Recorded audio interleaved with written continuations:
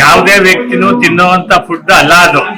ನಾವ್ ಕೇಳೋದಿಷ್ಟೇ ಅಧಿಕಾರಿಗಳಿಗೆ, ಸರ್ಕಾರ ಬಡವರಿಗೆ ಗುಣಮುಕ್ತ ಆಹಾರ ಕೊಡಿ ಅಂತ ಸರ್ಕಾರ ಆದೇಶ ಮಾಡಿದ್ರೆ ಕೊಡಿ.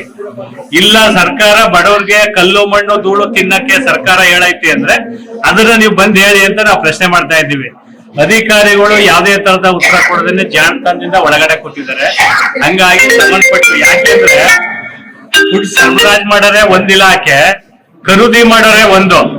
ಇವ್ರು ಅವ್ರ ಮೇಲೆ ಹೇಳ್ತಾರೆ, ಅವ್ರು ಇವ್ರ ಮೇಲೆ ಹೇಳ್ತಾರೆ. ನಮ್ಗೆ ಏನಾಗ ಖರೀದಿ ಮಾಡೋರು ಬೇಕು, ಸರಬರಾಜು ಮಾಡೋರು ಬೇಕು.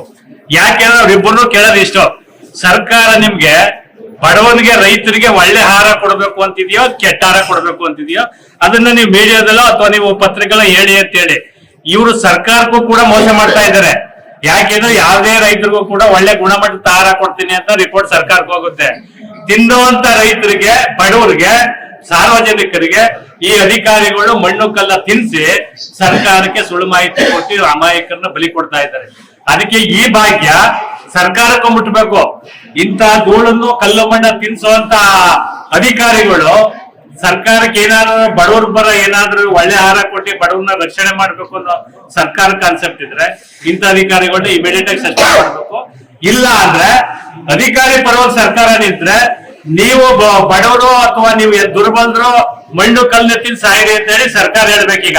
ಹಂಗಾಗಿ ಅದಕ್ಕೆ ನಾವಿವತ್ತು ಶುಕ್ರವಾರ ಇವ್ರು ವಾರ್ ಮಾಡಿದ್ದು. ಈ ಸೋಮವಾರ ಎಲ್ಲಾ ಅಧಿಕಾರಿಗಳನ್ನು ಕರೆಸ್ತೀವಿ ಅಂತ ಹೇಳಿ ಒಪ್ಕೊಂಡಿದ್ರು. ಬಟ್ ಇಲ್ಲಿವರೆಗೂ ಕರೆಸಿಲ್ಲ. ಅದಕ್ಕೆ ನಾವಿಲ್ಲಿ ಚಳವಳಿ ಕೂತಿದ್ದೀವಿ. ಅಧಿಕಾರಿಗಳು ಬಂದು ಈಗ ಸರ್ಕಾರದ ತಪ್ಪ ಅಥವಾ ಅಧಿಕಾರಿಗಳು ತಪ್ಪ 7 ಗಂಟೆ ಕೂಡ ನಾವ್ ಎದ್ದೋಗೋದಿಲ್ಲ, ನಿರಂತರವಾಗಿ ದಾಳಿ ಮಾಡ್ತೀವಿ.